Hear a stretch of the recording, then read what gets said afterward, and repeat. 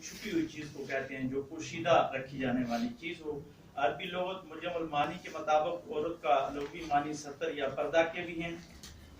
ایک حدیث بھی اس طرف اشارہ کرتی ہے، ترمذی شریف کی حدیث ہے کہ حضور نبی کریم صلی اللہ علیہ وآلہ وسلم نے فرمایا کہ عورت چھپانے کی چیز ہے، جب وہ نکلتی ہے تو شیطان اس کو جھانکتا ہے۔ کچھ عربی لغات کے مطابق عورت سے مراد ایک ایسا سوراخ یا داڑ بھی ہے جس سے دشمن داخل ہو سکتا ہے۔ قرآن پاک میں سورۃ الاحزاب کی آیت نمبر 13 میں مذکور ہے، جہاں پہ وہ کافر اپنے گھروں کا ذکر کرتے تو اس میں عورت لفظ اس معنی میں استعمال ہوا کہ ہم اپنے گھروں کو کھلا چھوڑ کے گئے ہیں، یعنی کھلے پڑے ہوئے تھے۔ اس سے مراد غیر محفوظ چیز بھی لی جا سکتی ہے۔ عربی میں ہی دوسرا لفظ عورت کے لیے نساء ہے، جس کے لغوی معنی بھی چھپی ہوئی چیز ہے۔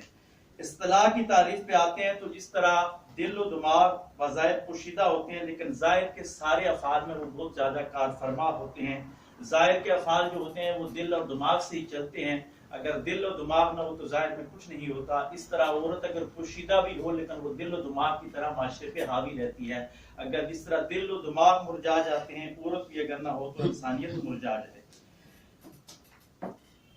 اور انسان کے اندر ساری چھپی ہوئی چیز روح ہے، لیکن حقیقت میں زندگی اسی سے عبارت ہے۔ جس طرح روح پوشیدہ ہو کر اہم کردار ادا کرتا ہے، اسی طرح کائنات کی بنیادی حقائق عورت جو روح کی طرح کائنات کے اندر ہر معاملے میں کسی نہ کسی طرح کار فرما ضرور ہے۔